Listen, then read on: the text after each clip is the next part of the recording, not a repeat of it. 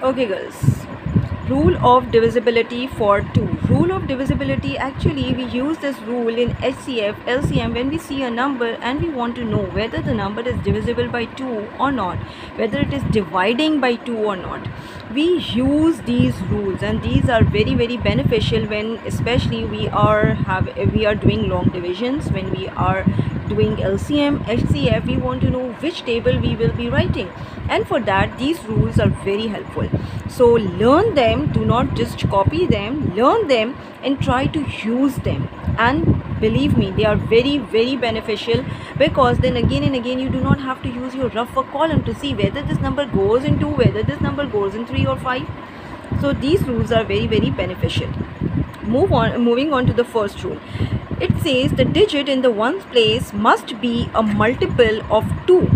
Must be a multiple of 2 means that it should goes in 2 times table, or in other words, simply what you see, which is very easy, and remember this, it should be, the last number should be even numbers.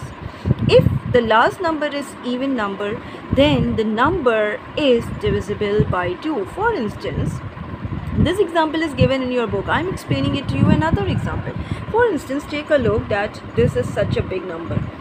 7, 4, 2, 3, 5 and 6. Okay. Now I want to know whether this number is divisible by 2 or not. What I will do, I will just see the last digit. If this last digit is even number, it means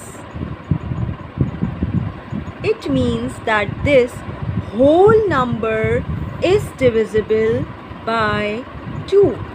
Okay, I'm not showing it to you how it is divisible by 2, just check it yourself.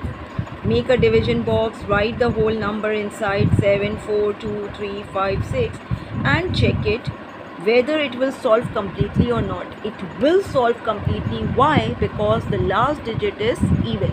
So the rule says if the last digit is even, it is divisible by 2.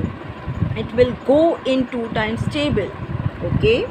Now I am moving on to the next rule. Next rule says divisibility. It is the divisibility rule for 4. What it says the number formed by the digit in the tens and ones place should be divisible by 4 or be both 0. Now it's saying that whatever the number, if the last 2 digits are divisible by 4, the whole number itself will also be divisible by 4. And another rule for 4 is that if the last 2 digits are 0, 0, then also it is divisible by 4, because all hundreds are divisible by 4. Here girls, I have underlined it for you. You will see in the video that what I have underlined, only those lines you will copy. If something I have not underlined, you will not copy it.